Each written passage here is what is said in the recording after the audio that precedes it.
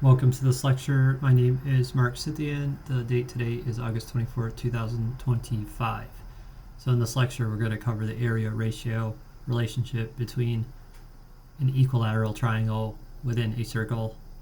So this circle has a diameter of 9.6 centimeters and its equilateral triangle base is 8 centimeters. So an equilateral triangle has equal angles and side lengths. So in this case, 60 degrees per angle side. All triangles, whether they're equilateral, scalene, isosceles, or right triangles, all triangles have 180 degrees total. So we can place the 8 centimeter base and then find the horizontal and vertical symmetry points. First identifying also the diameter of the circle, 9.6 centimeters diameter, and then we place our vertical altitude member.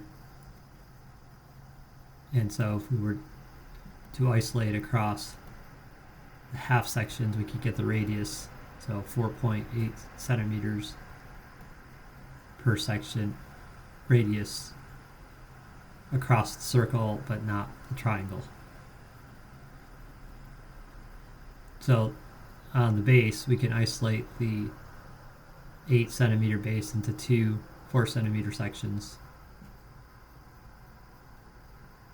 And now when we split or bisect the equilateral triangle vertically, we get two 30, 60, 90 triangles, because the symmetrical bisection at the top is going to split the 60 degree angle into two 30 degree angles. Then we have 90 degrees, so 90 plus 30 is 120, and then we subtract 120 from 180, we get 60.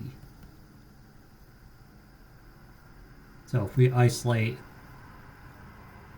the 30, 60, 90 triangle on the left side over here, we can solve for the adjacent side, which in this case it's the vertical height of the triangle.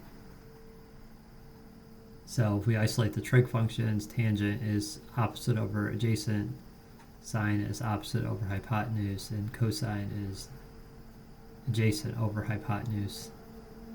So we'll deal with solving for the opposite side. The adjacent is the right angle, and then the hypotenuse is always the diagonal connector. So we solve for the opposite side of the 30 degree side. We'll pick this side right here. So we isolate the 4 centimeter side as the opposite. So to get the height of the triangle, we need to solve for the adjacent side, the A side. So take the tangent of 30 divided into the opposite side, 4 centimeters over A, for which we don't know. Then we algebraically solve for A. So we divide the 4 centimeters into tangent 30 degrees, and we get 6.93 centimeters for the adjacent side. So now we clean everything up and place only the relevant information in. We have a base of 8 centimeters and a height of 6.93 centimeters.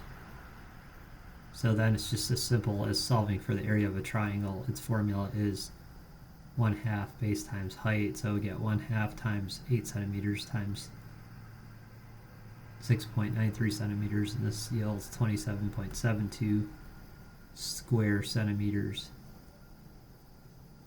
So now we just solve for the area of the circle. We have a diameter of 9.6 centimeters, so we divide that by 2 to get radius, square the radius times pi for the area of a circle, so we get 72.4 square centimeters. So then we have a ratio of 0.3826, dividing the area of the triangle into the area of the circle.